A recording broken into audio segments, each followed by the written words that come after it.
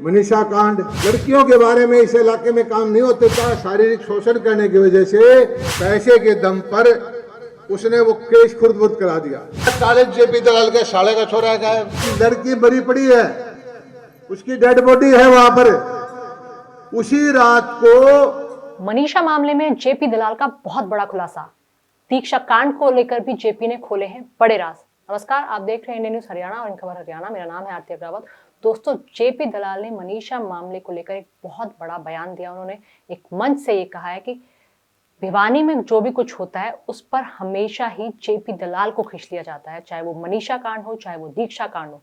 जी हाँ दोस्तों, मनीषा कांड जो पूरे हरियाणा का बहुचर्चित कांड इस साल का रहा और भिवानी में पूरे राज्य भर से उसमें आक्रोश देखा गया। भिवानी का ये कांड, भिवानी का लोहारू कांड, इन सब बारे में जेपी दलाल ने एक मंच से बहुत बड़ा बयान दिया है और विरोधियों को निशाना साधते हुए कहा है कि भिवानी में जो भी कुछ होता है, हर किसी चीज में जेपी दलाल का नाम सामने ला दिया जाता है, उन पर आरोप लगा दिए जाते हैं। पूरे सोशल मीडिया पर एक कवायद चलाई जाती है, एक मुहिम चलाई जाती है जिसमें जेपी दलाल को किस तरह बदनाम किया जाना है वो सोचा जाता है और वो पूरी मुहिम सोशल मीडिया के माध्यम से चलाई जाती है। जी हाँ दोस्तों, जेपी दलाल ने मनीषा केस को लेकर ये बात कही है। उन्होंने कहा है कि भिवानी में अक्सर जो भी कुछ होता है, पिछले साल का दीक्षा कांड वाला मामला हो या फिर मनीषा कांड हो, उसको लेकर हमेशा जेपी दलाल को घसीट लिया जाता है। जेपी दलाल ने ये कहा कि ये कहा गया कि आइडल कॉलेज जहां पर मनीषा अपने एडमिशन की बात करने गई थी वो जेपी दलाल के साले के बेटे का है। इस तरह के बयान जेपी दलाल की तरफ से दिए जा रहे हैं। दीक्षा कांड को लेकर भी उन्होंने कहा कि एक दलित लड़की जो स्कॉलरशिप पर पढ़ती थी, जो आगे चलकर अपने परिवार, अपने राज्य का नाम, अपने देश का नाम रोशन करती, उससे आत्महत्या करने पर मजबूर कर दिया। जेपी ने यह भी कहा कि किस तरह उस लड़की के पिता से बातचीत करते वक्त उन्हें दुख होता है जब वो अपनी पूरी व्याख्या बयां करते हैं कि किस तरह उनकी बेटी को न्याय नहीं मिला, उन्हें न्याय नहीं मिला और पहले 2 आरोपियों को गिरफ्तार किया गया। उसके बाद फराटिया ने कुछ पैसे देकर वो मामला ही पूरा शांत कर दिया और उसको आत्महत्या के लिए उकसाने वाले लोग आज खुली हवा में सांस ले रहे हैं। इस तरह की बातें जेपी दलाल की तरफ से एक बड़े मंच में कही गई है और बताया गया है कि किस तरह बार बार जेपी दलाल का नाम इन मामलों में घसीटा जाता है।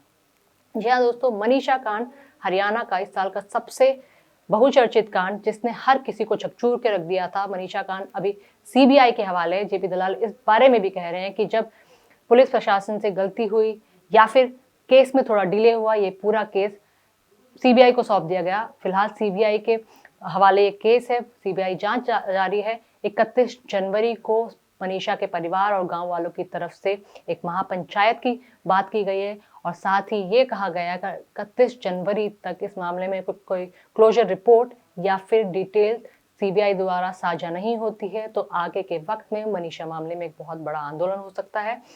ये तमाम बातें एक साथ चल रही हैं, लेकिन जेपी दलाल का मनीषा मामले में ये बयान कि हरियाणा के भिवानी में या आसपास जो भी कुछ होता है उसमें हमेशा ही जेपी दलाल को घसीट लिया जाता है या फिर उनके परिवार वालों को, उनके रिश्तेदार को घसीट लिया जाता है। दीक्षा कांड को लेकर भी जेपी दलाल ने काफी सारे सवाल उठाए। 2024 का ये मामला है जब एक लड़की ने, एक स्टूडेंट ने सुसाइड कर ली थी। दलित छात्रा थी, काफी होनहार छात्रा थी, लेकिन कहा जाता है कि उसे सुसाइड के लिए मजबूर किया गया था।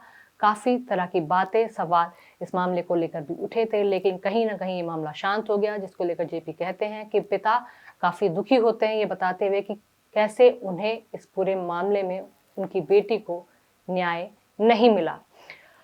साथ ही जेपी ये कहते हैं उन्हें अमेरिका, कनाडा, न जाने कहां से फोन आते हैं और ये कहा जाता है कि आप वाकई में इन केस में इन्वॉल्व थे। तो ये बहुत ताज्जुब की बात होती है, उनके लिए अचंभे की बात होती है कि उन्हें बार बार ऐसे कामों की सफाई देनी पड़ती है जिनके बारे में उन्हें कोई जानकारी भी नहीं। साथ ही साथ जेपी दलाल ने बहुत दुख भी जताया है किस तरह मनीषा कांड जैसे कांड, दीक्षा कांड जैसे कांड हमारे हरियाणा में हो रहे, जो हरियाणा एक सशक्त राज्य के तौर पर जाना जाता है, जहाँ बेटियों को आज़ादी दी जाती है, बेटियां हर फील्ड में आगे हैं, हर फील्ड पे अपने नाम रोशन कर रही है, खेल के माध्यम से आगे हैं। और ऐसी जगह अगर बेटियों के साथ गलत काम हो रहे हैं, रेप या उनको आत्महत्या या हत्या के लिए मजबूर किया जा रहा है, तो ये बहुत बड़ा सवाल या निशान है। इसके साथ साथ जेपी दलाल ने और भी कई मामलों पे अपने बयान दिए। उन्होंने किसानों को लेकर भी अपना बयान दिया, लेकिन सबसे बड़ा खुलासा जेपी दलाल मनीषा मामले में कर गए। किस तरह मनीषा कांड हो या दीक्षा कांड हो, हमेशा जेपी दलाल का नाम इस्तेमाल किया गया। सोशल मीडिया पे खासतौर पे मुहिम चलाई गई, उनका नाम डिग्रेड करने की, डिफेम करने की कोशिश हमेशा की गई है। जेपी दलाल इस पूरे मामले में खुलकर बोले हैं और साथ ही साथ ये दुख भी जताया है कि किस तरह मनीषा कांड ने उन्हें खुद भी झकझोर के रख दिया था और वो मनीषा के परिवार के, दीक्षा के परिवार के पूरी तरह साथ है। दोस्तों, मनीषा मामले में फिलहाल सीबीआई की जांच जारी है। 11 अगस्त का ये मामला था जहां मनीषा एडमिशन की बात करने आइडियल कॉलेज गई थी, अपने पिताजी से बात करते हुए गई थी और उसने कहा था कुछ देर में वो फोन करेगी एडमिशन की बात करके, लेकिन उसके बाद दोबारा फोन पर कभी बातचीत ही नहीं हुई और न मनीषा कभी लौटी।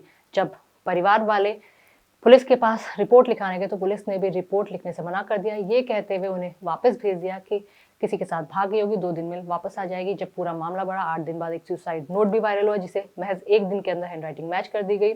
उसके बाद बहुत सारे पोस्टमार्टम हुए। पहला पोस्टमार्टम भिवानी के सिविल अस्पताल में हुआ, उसमें बात की जा रही थी कि शायद ये हत्या का मामला है, लेकिन बहुत सारे सवाल रोहतक पीजीआई में हुए पोस्टमार्टम ने खड़े कर दिए थे जब ये डिक्लेयर कर दिया गया था कि मनीषा ने कोई पेस्टिसाइड कंज्यूम करके सुसाइड की है। उसके बाद वहां पर लोगों का गुस्सा और रोष जब ज़्यादा बढ़ा तो ये मामला सीबीआई के हवाले कर दिया गया।